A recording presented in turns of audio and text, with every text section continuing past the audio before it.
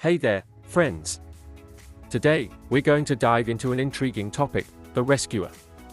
Joseph or Judah, whom God chose for his rescue plan. As discussed by Pastor Voddie Baucham. Pastor Voddie Baucham, in his book, The Rescuer, explores the fascinating story of Joseph and Judah, two key figures in the Bible. Joseph, a man of great faith, was chosen by God to play a pivotal role in his rescue plan.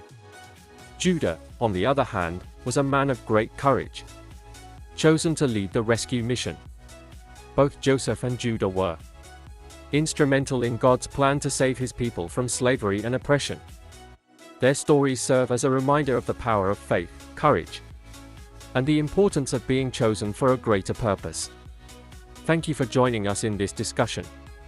If you enjoyed this topic, please don't forget to like, share, and subscribe for more engaging content. Until next time, keep exploring and learning. And now not only does he tell his brother, but he tells his father. That goes even worse. It is after this that we see him in the pit. After being in the pit, eventually we see him in the prison. In prison, there's another pair of dreams. The baker and the cupbearer. One ends marvelously, the other, not so much. It is that pair of dreams that leads to his eventual release, although still 2 years later. And now he stands before Pharaoh, who asks for the interpretation of a pair of dreams. He interprets this pair of dreams. There are the ears of corn, the healthy ears, and the sick ears. And the 7 sick ears gobble up the 7 healthy ears. There are the 7 healthy cows and the 7 sick cows. And the 7 sick cows gobble up the 7 healthy cows. And he looks at Pharaoh and says, there are going to be 7 years of plenty, followed by 7 years of famine. Store up during the years of plenty so that you have food to eat during the years of famine. And it is at this moment that we see what, for the most part, is considered the payoff in Joseph's life. And so in Sunday school, here's how it goes. Joseph was hated by his brothers. Have you ever been hated by anybody? And because they hated him, they mistreated him. And after they mistreated him, he went through some bad circumstances. Have you ever experienced bad circumstances? Yes. But because he endured the bad circumstances, he held on, and God was with him. And as a result of that, God elevates him to the second highest position in all of Egypt. The moral of the story is, if you will but trust God, even when people despise you, God will eventually reward you and elevate you to a position of prominence, just like Joseph.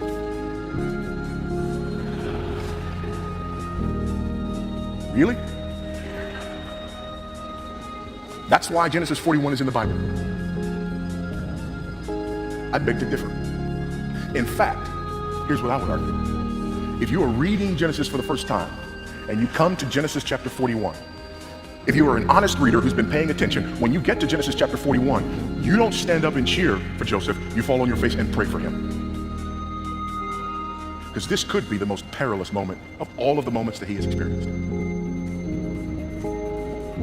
Here's what's ironic to me.